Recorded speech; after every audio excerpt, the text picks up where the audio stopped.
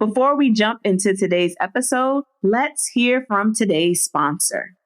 Honest stories of pregnancy, parenthood, and loss are too often left unshared. We are here to tell the real stories. Join mom, actress, and advocate Tatiana Ali to hear real stories about the joys and humor of parenting to the heartbreak and loneliness of miscarriage and loss in a new podcast from the March of Dimes. Each episode features a parent's honest story about the realities of starting a family. It only takes hearing one story like your own to know you are not alone. To join the conversation, go to unspokenstories.org and marchofdimes.org. Let's get on to today's show. You're listening to the Sisters in Loss podcast, a faith-based grief and loss podcast for Black women, where you will hear stories of miscarriage, infant loss, stillbirth, and infertility to learn there is a testimony in tragedy. You will learn how to heal, gain clarity, find hope and peace, and turn your pain into your purpose after loss. I'm your host, Erica M. McAfee. Well, thank you so much, Tomeka, for being on the podcast. Thank you for having me. I appreciate it.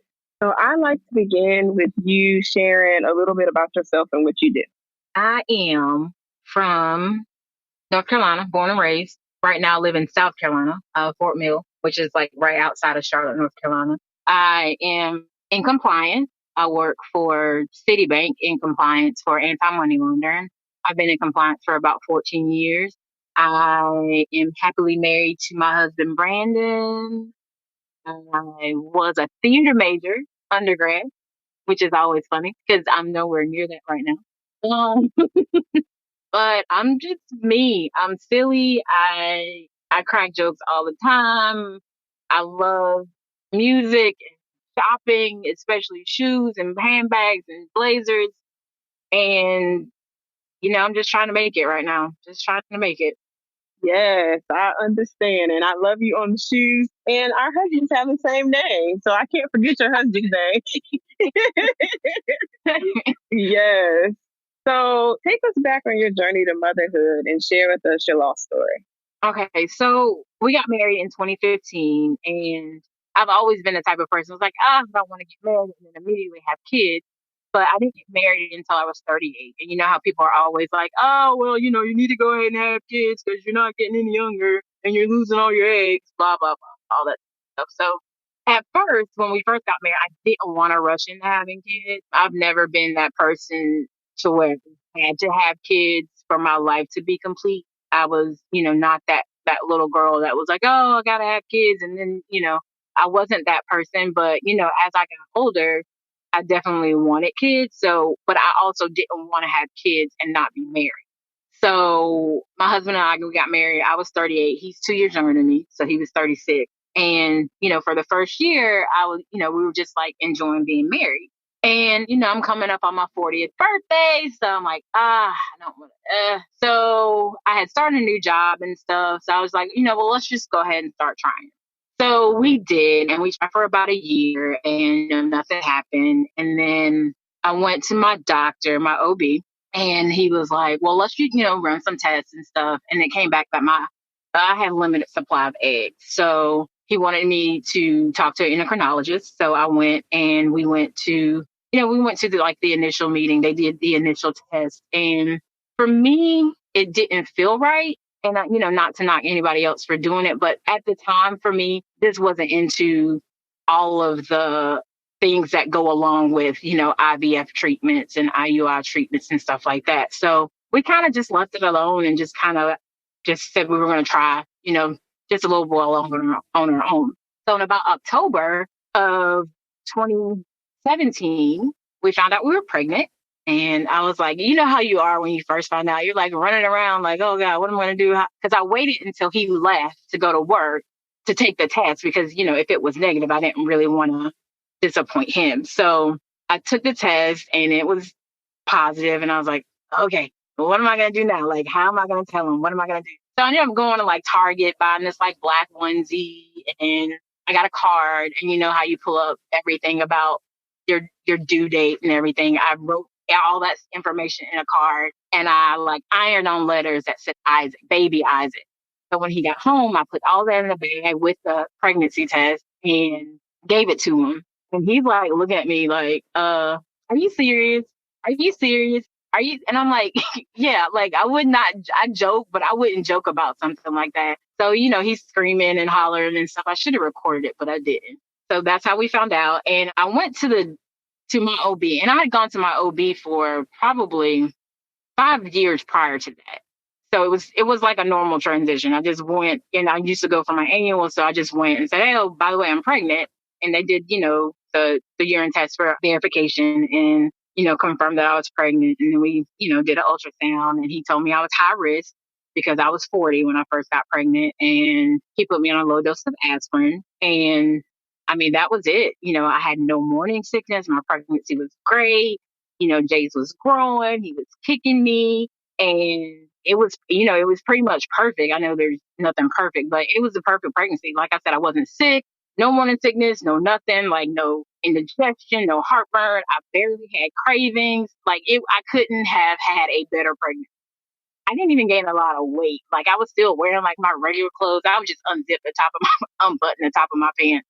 But, you know, as I got farther along, I ended up, you know, getting some maternity clothes and wearing those. But again, perfect pregnancy. So May 13th, which last year was Mother's Day, we had gone to my husband's mom's house for Mother's Day, and, you know, came back, and I had gone to bed and my stomach started hurting, and it felt like I had to poop, basically. So I went and tried to use the bathroom and stuff, and I couldn't. So eventually I ended up throwing up.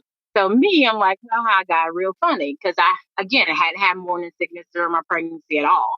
So I'm like, haha, God, that's really funny. And, you know, I threw up, and then I ended up just going back to bed and falling asleep. So that Monday I woke up and I was sore. So it's kind of like you're when you're sore from throwing up. So I just assumed I was sore from throwing up. And in my head, I was like, well, maybe I just ate something bad at his mom's house and it just wasn't agreeing with my stomach. So I sent a text message to my manager at work, and I was just like, I'm not feeling well. I think I may have like some kind of food situation, poisoning situation going on. And she was like, you know, okay. So I kind of laid in the bed all day that day, and my husband was a little worried. So he called my best friend, and my best friend ended up coming to our house. She worked from home, so she sat with me, and I had to use a bathroom, and I was still like sore, so I couldn't really get up. So I called her and I asked her to come, and it wasn't like an excruciating pain. It was just like I just felt sore. So it wasn't throbbing or anything like that. So she came, she tried to help me go to the bathroom. And when she picked me up, I passed out. And I'm like, and I woke up and I could hear her on the phone with like 911. So I'm like really out of it at this point. And then I don't even know how long it took them to get there, but they ended up coming. They were I was upstairs, so they're trying to get me downstairs, and they put me in this like chair, and they call it a stair chair. And they took me downstairs in this chair. And honestly, it probably would have been better if somebody just threw me over their shoulder and took me down, because that thing was like so uncomfortable.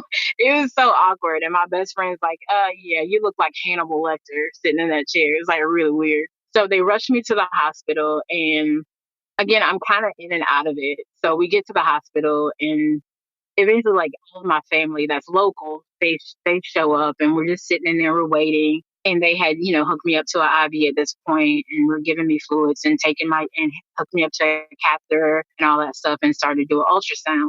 So it got really awkward in the room. And I can remember I was on the phone with my mom, and I remember telling her, I'm like, you know, something's not right. Like they don't know what they're doing. They're acting really weird. But it was just kind of like, it was just a lull in the room. It was really weird. It was like really quiet, and people were just kind of standing around, and it was just awkward.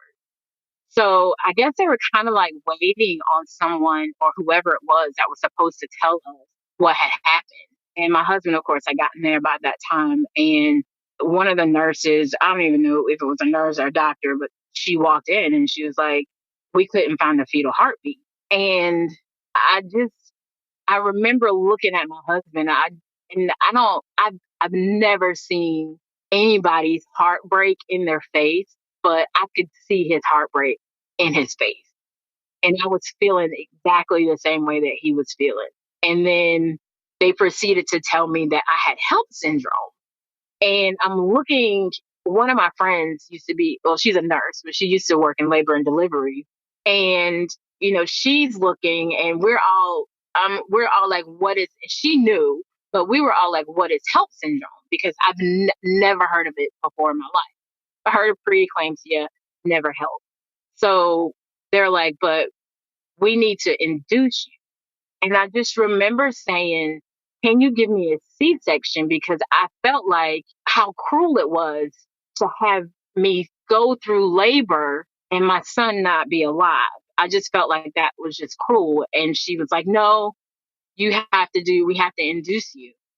But we have to transfer you to another hospital because we don't have anybody to monitor your heart.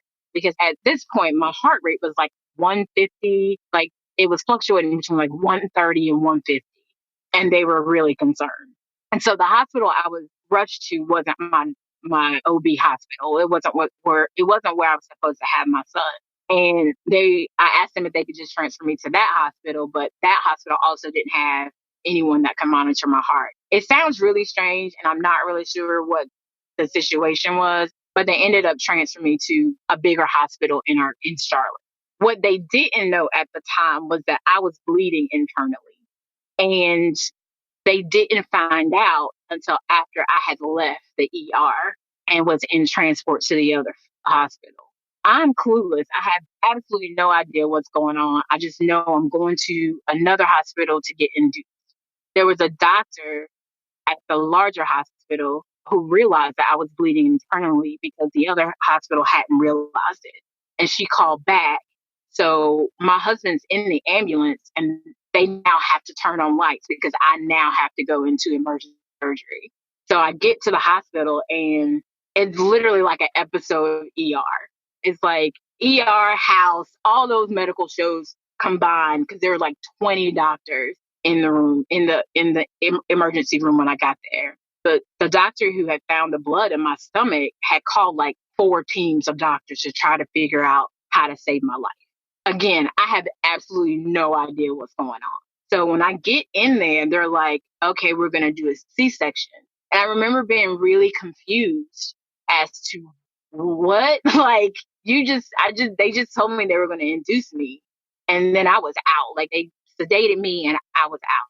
I was out for 2 days. So that was Monday. I was pretty much I was sedated for Monday, Tuesday, and I came out of it on Wednesday.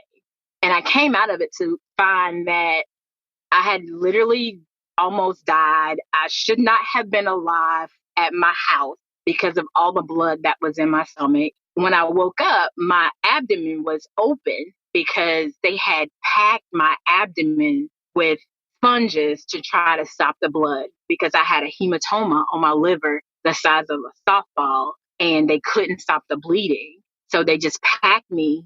They had packed me I had at least 3 surgeries that night, including the C-section to take Jace. So I was out for 2 days and I woke up confused. I was intubated. I had on mitts. I was like hooked up to all these wires and I had absolutely no idea what was going on. And I wasn't supposed to wake up according to the doctors until Thursday. They didn't think that I was going to wake up until Thursday. Unbeknownst to me, Jace had been in my room the whole time and they were just trying to figure out what was going to happen with me because they weren't really expecting me to make it at all. So they had him in my room. And when I woke up and kind of like figured out a little bit what was going on, even though I couldn't talk, my mom asked me if I wanted to hold him. So they took the mitts off my hands so I could hold him, but I couldn't see because I wear contacts that are medically necessary. And I didn't have my glasses because my best friend had my glasses and she wasn't there. So the first time and the last time I held my son, I could barely see him. And like that's the part about everything that just like, it was just a stolen moment because none of it none of it had to happen. And I cannot get that moment back. I couldn't, tell him I loved him. I couldn't say goodbye. I couldn't really do anything because I was still kind of out of it. And again, intubated and trying to figure out what all had happened.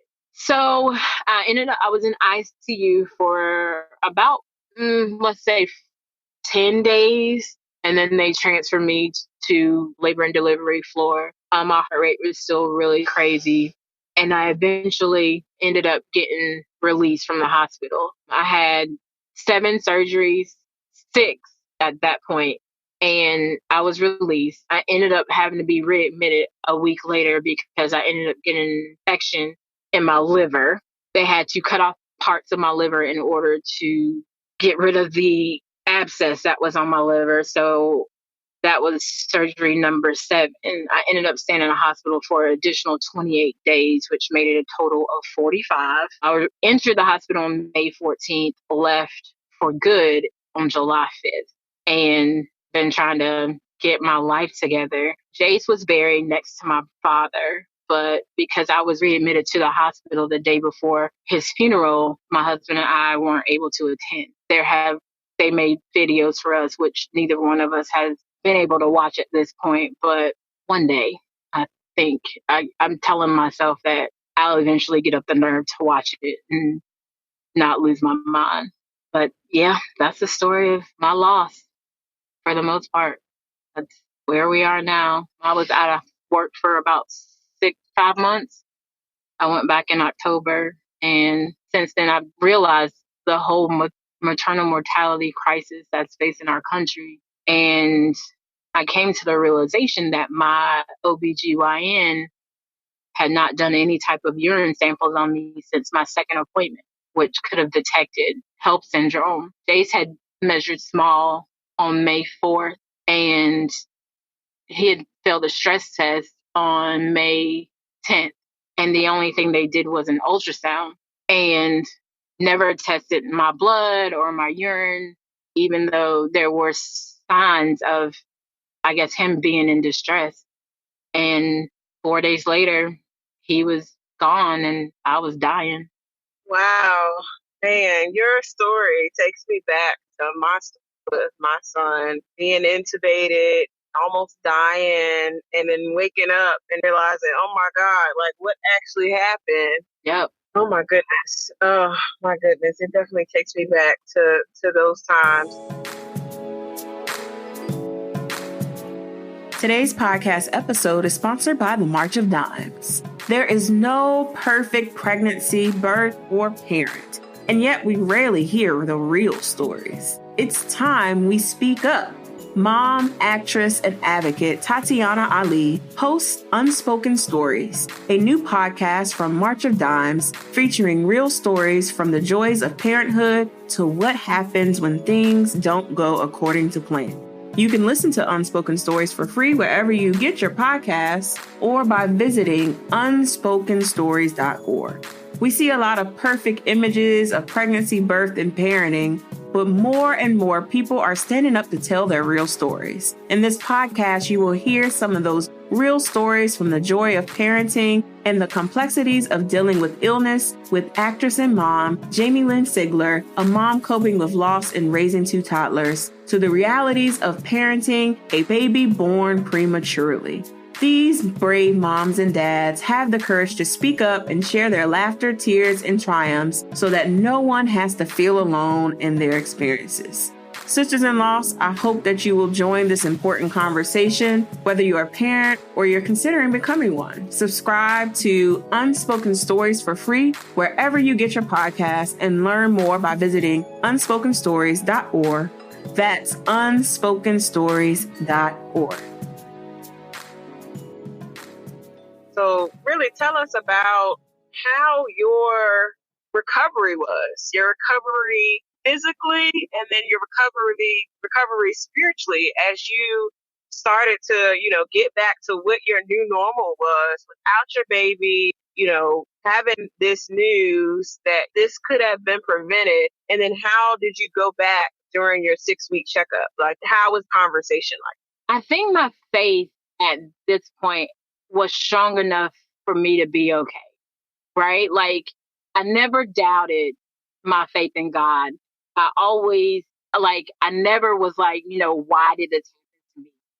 I knew it had to happen for a reason. As crazy as that sound, I was never angry. You know what I mean? Like, even in the pits of it, I was never angry. There were moments being in the hospital where I called him on his word, because for when I was in 28 days, 20 days, I had a fever every single day and they couldn't figure out why.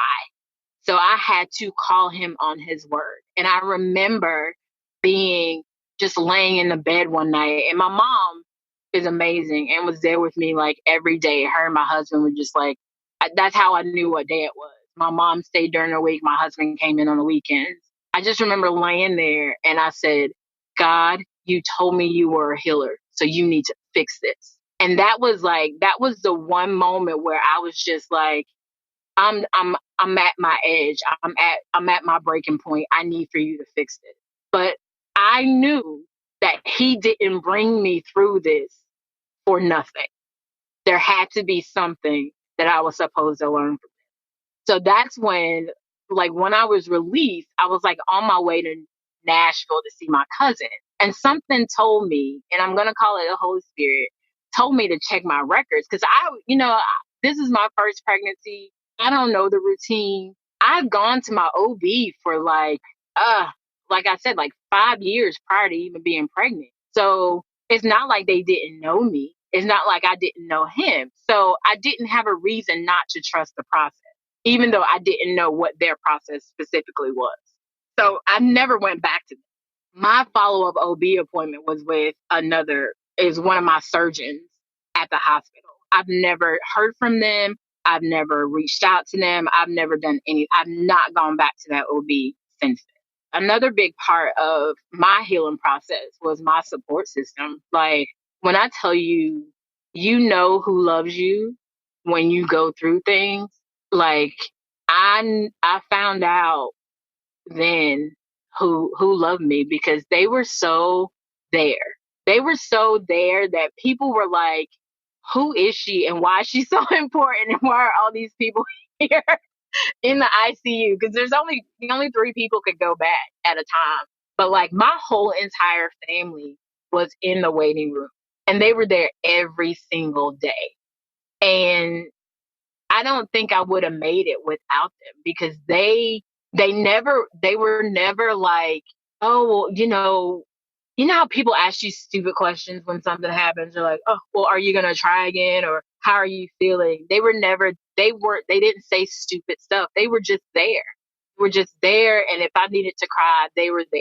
They didn't ask me crazy things or try to push anything on me. They were just there. And I think just that alone was an integral part of my healing process.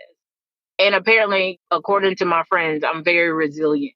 It's what they say. And I'm like, But I knew, and I told one of my friends this, I was like, this is the worst thing that has ever happened to me, but this isn't the worst thing that's ever happened. So my son died so I could live. And that's a lot to live up to. And I think a part of me was just trying to figure out how to live up to be his mom, because he had sacrificed so much for me. And when I realized that it could have been prevented, and it happens all the time, I found my passion, because I couldn't I won't let other people go through it. And, a lot of people were like, oh, it has something to do with socioeconomic status and blah, blah, blah, blah, blah. And I'm like, yeah, no, not in this case. So my focus is, I'm in a position to where I know better. And there are a lot of people in the position where they may not know better, or can't afford to know better, or just can't afford to get better. And I can't let that happen to other people. Like you said, it was your passion. It's just kind of like, I feel obligated to do something because it doesn't make any sense to me. And I'm in compliance. So looking back on my medical records, I'm like, I work for a bank. Banks are regulated out the wazoo. Understand that? How is it that a medical practice can have, and I've, researched their practice online, and they have a schedule of, tests they take during a regular pregnancy. And it says like every single appointment after 17 weeks, you get a urine sample, every single one. And they didn't do that for me. They took 2 urine samples my whole pregnancy. One was the verification of my pregnancy, the confirmation. And the other one, I don't even know why they took that one. But yeah, that's it, And I know working at a bank, if we don't follow our processes and procedures, we get fined. Like if a regulator goes in and checks that, we get fined. So I'm also faced with, why are banks more regulated than healthcare? That doesn't make any sense. There needs to be there's no. It doesn't make sense at all. You're right. Yeah, the worst case scenario at a bank is 9/11. That's the worst possible case. That's the worst case scenario. Healthcare, you're killing people every day. Like, people die every day, or could die every day. How is that? How does that make sense to anybody? And if you know that there's, racial disparities in healthcare, what controls do you guys have in place to combat the disparities? Like, what are you doing? I shouldn't have been able to go that long without anybody doing a urine sample, if that's your process. You know what I mean? Like, who's checking that? And why isn't anybody questioning?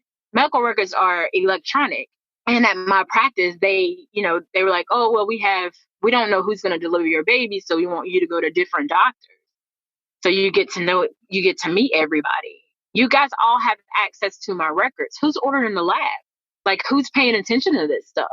And if you don't pay attention to it, what are you doing? Like, why is this not regulated? Why is there nothing in place to fix this? It doesn't make any sense to me. So my husband and I created a nonprofit called Jace's Journey in honor of our baby. And I just want to help, I just want to bring awareness to the racial disparities.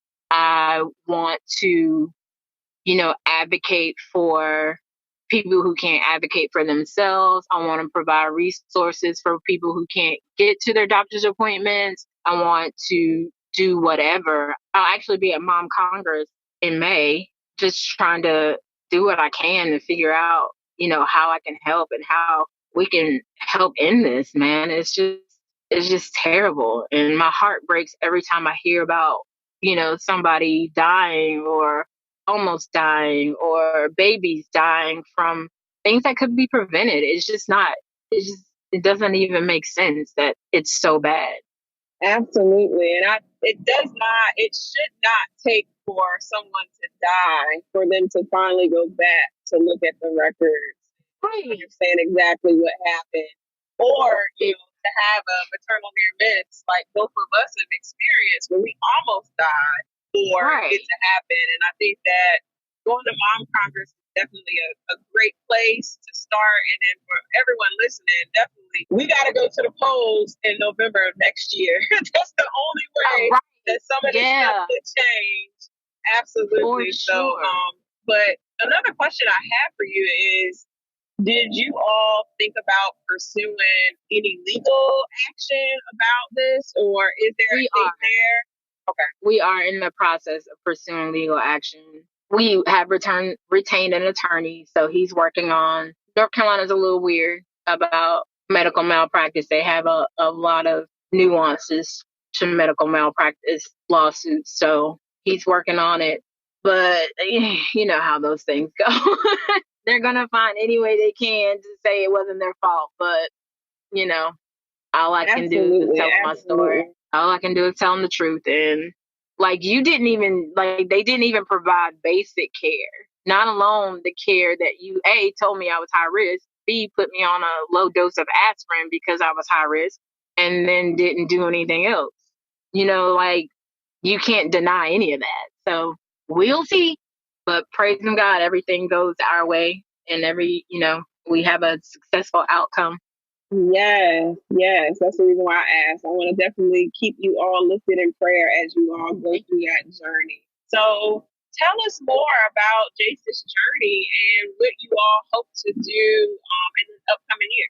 So in October, we're actually having a 5K, and that's just to start bringing awareness to the area because there's not a lot of initiatives in our area right now. Johnson C. Smith University is actually doing a lot of work as far as like education. So they have a doula training program going on, and then they're also doing a lactation consultant program going on. I think they're one of the first to actually do it. So I've reached out to them as far as offering some scholarships for students who can't afford it and are interested in the program. Working with the 100 Black Women's Coalition that's also local to the area, hopefully with some initiatives this year too. Just trying to, like I said, do what we can. I don't know what everybody needs, but I want to try to at least bridge the gap where I can. And also telling our story.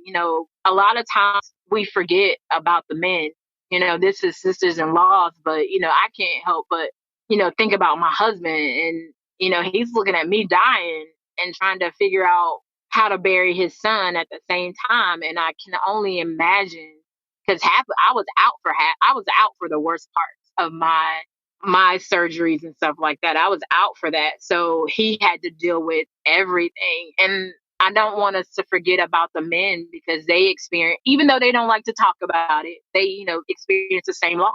So we do want to do a little something for the men too. So they can feel loved and be reminded that we know you lost someone too. And also working with like the mental health aspect of it. I kind of want to be like a peer support, do some like peer support as far as like sisters in loss, just because like I said before, we don't really talk about it that much. And I just happen to be very lucky to have friends that don't care about sharing stuff with me and me sharing stuff with them. But there are people who don't have that outlet. And, even through our counselors who is actually Kindermore, who are local to the Charlotte area. And, they're a nonprofit and they pretty much, give you reduced rates for therapy after you've lost a child or children that have lost parents and stuff like that. They've been like integral to our healing too. So just to even be able to donate to them and helping people, I've actually hooked up with a couple who've come through here for some peer support, like with me and my husband, because they've gone through the same thing. But just trying to make it less of a taboo topic to talk about and more of everybody trying to heal, everybody being aware, and everybody trying to make this a better situation. And like I said, just having better outcomes of this because it's been going on for a very long time. They've got some bills getting passed to try to help. But what's being done in the meantime is we have to educate our people. We have to bring awareness to our people. We have to support our people. I don't want to ever tell anybody don't have a baby because you might die. But you know what I'm saying? Like, you don't want to be that person. Just like everybody, have your babies. Continue to have your babies and just be conscious of what's going on in our world. And our government is crazy because banks should not be regulated more than healthcare. I just don't understand how that works. But we also, trust God with our cash, but not our kids. So it's just a lot. It's just a lot to try to cover it, but, just do just awareness and education and peer support and making this not as taboo, and mental health around loss is important and integral to healing because we all have gone through trauma in our lives and have just pushed it aside until you get to a breaking point. And that's why people are crazy in the world right now, because people have reached their breaking point without talking to people. We have to get this stuff out. We have to encourage and support and love each other because it's just getting bad. I talk too much. Sorry. No. Everything you're saying is so good. And I'm just listening, nodding my head like, girl, chill, preach. No, everything you're saying is perfect. And I think that the women that are listening, they understand the trauma, they understand the heartache and the pain and the grief and the losses that come when you experience something like that. So what tools and what other resources have you used to help you for your journey? I know you mentioned Kendamore and the therapy that you're going to. Are any other resources out there that you gravitate towards to help you? There's nothing really specifically. Like I said, it's just my husband, we've grown so much closer since all of this has happened. And a lot of people are always like, well, it can either hurt or help.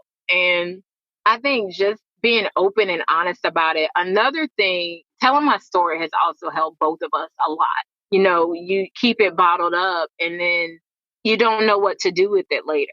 But talking about it actually helps somebody else to heal too. So I think Kendamore as our support system, our family as our support system, and then just sharing our story and just letting people know that, bad things do happen, but you can get through them if you use the right resources and don't bottle it in, because there's somebody else going through the same thing as you. But you also have to own your feelings. So if you can't just completely say, oh, well, everything's good. Okay, I'm fine. There are good days and there are bad days. I am a witness to those. I mean, I cried yesterday, but today I'm okay. And it's okay. And I've learned how to own my feelings. I might not feel good every day. And like I said, we're coming up on a year. So I don't know how I'm going to feel that day.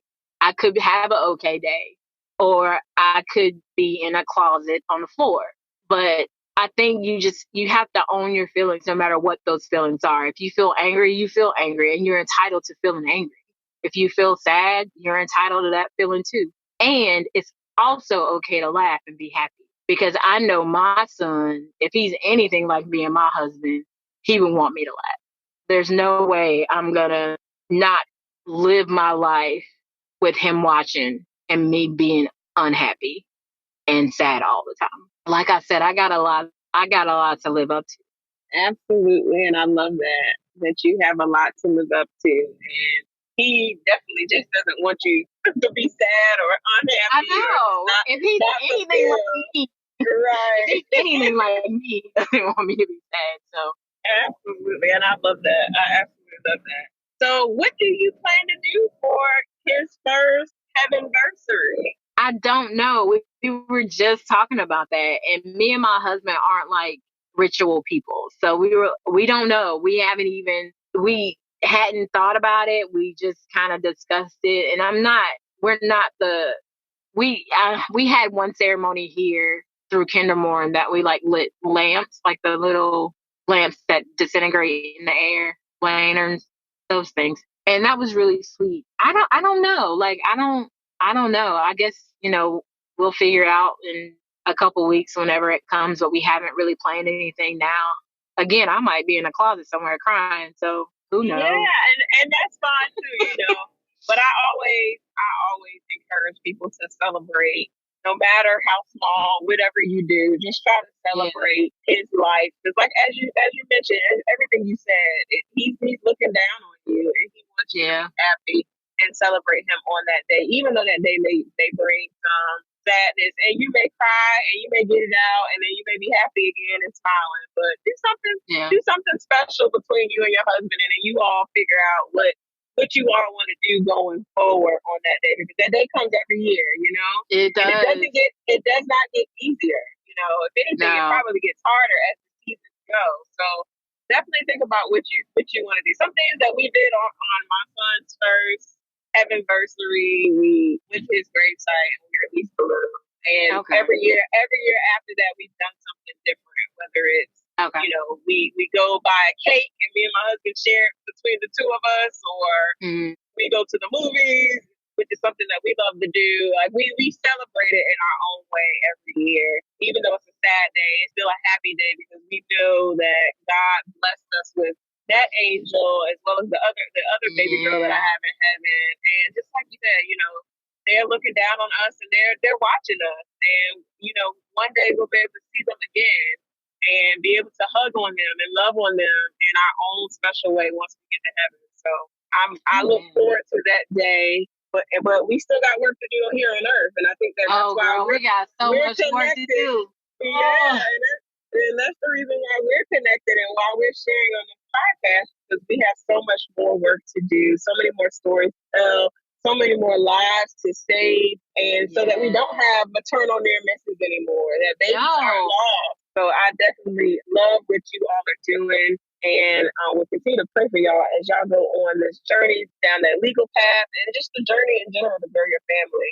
So last thing I would like for you to just leave us with some encouraging words. What encouraging words do you have for the listeners who may have gone through something similar, whether it's H.E.L.P syndrome or just have experienced such a traumatic birth experience where they've lost their baby? I think my number one thing is to own your feelings. Like, no matter how long it's been, no matter where you are, own it, accept it, and then move from it. And you're not by yourself. You're not alone. There's millions of us out here. I'm in a few Facebook group people. So if even me, if you want to reach out to me, do it. I'm all about supporting people. So live in love. And like I said, own your feelings. There's no one can tell you how to feel or when you should move on or how long it takes to grieve. So own everything that comes in your heart and just hold on to it. I love that. Own your feelings. So where can we find you, Tomeka, on social? Social media, I am Tomeka James Isaac on Facebook. We also have Jace's Journey Inc. on Facebook. I am Miss MS James Now Isaac, ISAAC, on Instagram.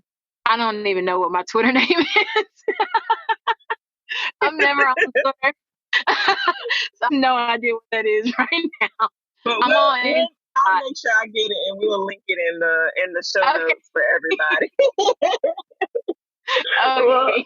Well, I enjoyed talking to you. Thank you so much for being on the Sisters in Law podcast and sharing your journey and your light with us today.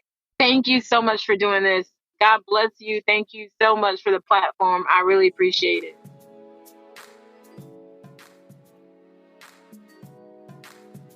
Thank you so much for listening to today's episode. I pray that this show was inspirational and a blessing to you. For show notes, visit ericamcafee.com/podcast. Please join us in our offline discussions in our private Facebook group by going to sistersinloss.com. If you're listening in Apple Podcasts, please rate and subscribe to us and leave us a 5-star review. I pray that you all have a blessed week. Keep the faith, and I'll talk to you next Wednesday.